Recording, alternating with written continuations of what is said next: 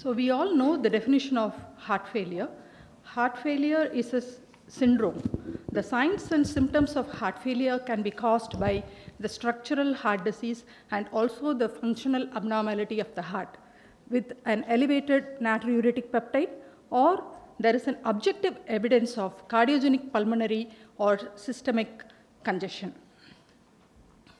So heart failure is a progressive disease, and the clinical course of cardiology vary between a compensatory stage and a decompensatory state and an acute decompensatory stage, and the progressive cardiac injury leads to worsening of myocardial dysfunction.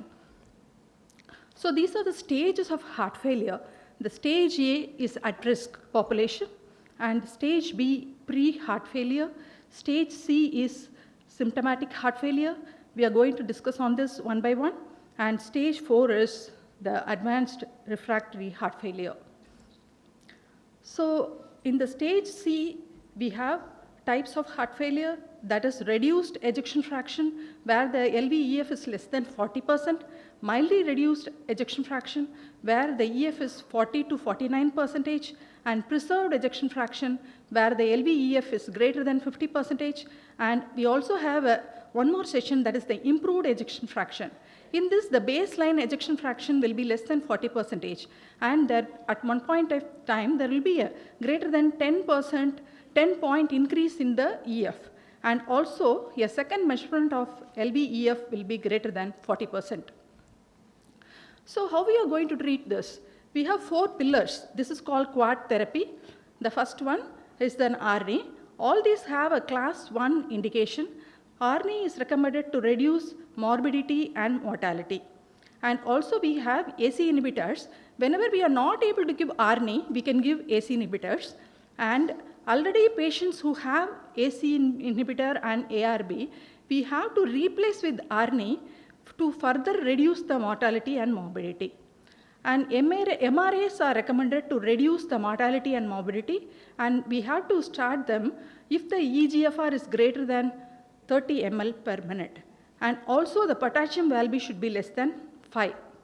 And also SGLT2 receptor inhibitors can be given in heart failure with reduced ejection fraction, irrespective of the diabetic status of the patient.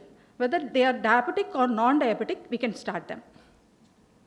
So why we have to give all these medicines, and when we have to start, and what dose we have to give, we will see one by one. All these drugs reduce the mortality, and the benefit of the drugs reduces, will be seen within 30 days of initiation. Beta blockers reduces the death by 25%, and RNA reduces the death and hospitalization by 42%. MRA reduces the percentage, and SGLT2 receptors reduces the death, hospitalization, and also the emergency visits by 58%. So all these drugs reduce the LV remodeling. Beta blockers acts in the sympathetic system, and beta blockers, the goal should be the heart rate of as low as 60. And also we can give metoprolol succinate, carbidiol, or bisoprolol. These drugs has to be started with a low dose, and the dose has to be increased every 2 weeks. And also the drugs acts on angiotensin system. We have a comparison between the AC inhibitors, ARB, and beta blocker, that is the conventional group, with the 4 pillars. And we found that when we give the 4 pillars, we have an additional 6.3 years in the survival of the patients. And also, sacubitril valsartan, that is ARNI, can be given in acute heart failure and also chronic heart failure. According to the Pioneer Heart Failure Trial and our Paradigm Heart Failure Trial, there is reduction in mortality and also hospitalization. And sacubitril valsartan, that is ARNI, can be started with 50 milligram BD dose, and it can be increased up to 200 milligram BD dose. So we should not forget the spironolactone and eplerenone, and in this we don't have to worry about the blood pressure reduction, and we can start with 12.5 milligram and increase up to 25 milligram daily. But we have to closely follow the potassium, and also in men we have to start when the creatinine is less than 2.5, and in women we can start when the creatinine is less than 2. So this is SGLT2 receptor in reduced heart failure. It's a class 1 indication. According to Emperor reduced, that is empagliflozin and DAPA-HF, the dapagliflozin plays an important role in reducing both the mortality and the hospitalization, and it is a class 1 indication, and the dosage is 10 milligram OD dose. So this is an important slide. I want all of your attention here. So we have the quadruple therapy with ARNI, beta blocker, MRA, and SGLT2 receptor. When we add a versigouat, it becomes a quintuple therapy.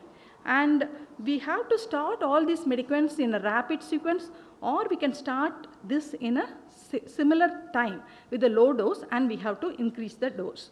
We also have intravenous iron therapy when the ferritin level is less than 100 microgram per liter, and also when the ferritin level is 100 to 299 microgram per liter with the additional transferritin saturation less than 20%, we have to give IV iron correction. So all these drugs have mortality benefit except versigouat and iron that has only reduced hospitalization. After starting these drugs, we have to escalate the dosage in all the group of drugs. Within 4 to 6 weeks, we have to reach the maximum tolerated dose by the patient. And also we should give priority for the beta blockers for reducing the mortality.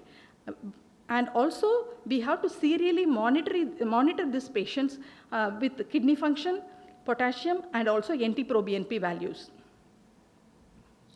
So now we are coming to improved ejection fraction. When the ejection fraction improves more than 40%, we have to continue all these 4 medicines, even though the LV function improves and also the patient becomes asymptomatic. We have to continue these medicines.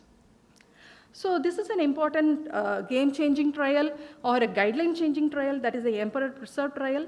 According to ACC 2022, this was a 2A indication in preserved heart failure, but now in the new ESC guidelines 2023, the SGLT2 receptors, both DAPA and empagliflozin, have become the class 1 indication with the level of evidence A for reducing both cardiovascular death and hospitalization.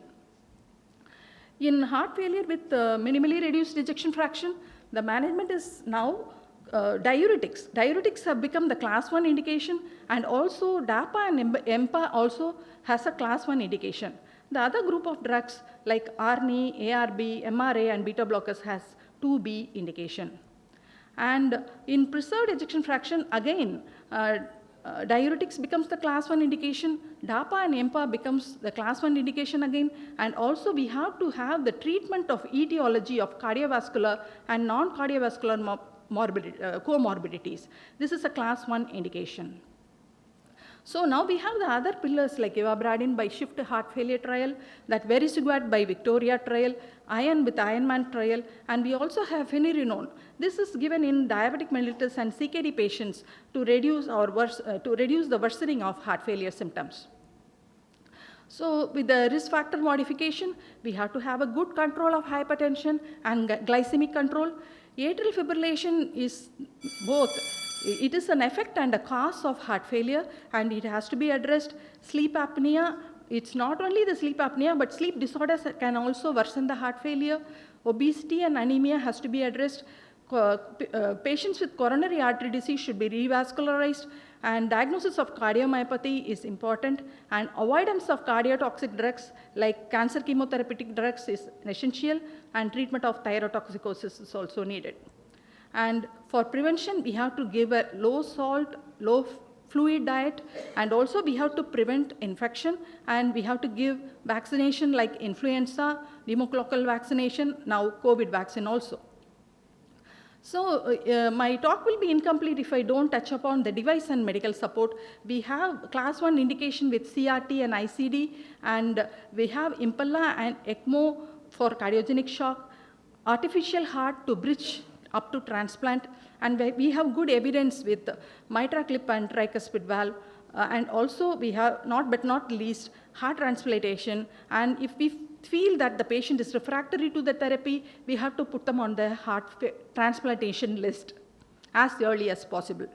So these are the recent highlight, and this is my last slide, and we have to focus on diagnosis of treatable causes of heart failure like amyloidosis TTR variety. We have the treatment available, and we have to have early diagnosis of sarcoidosis, hemochromatosis and other storage disorders.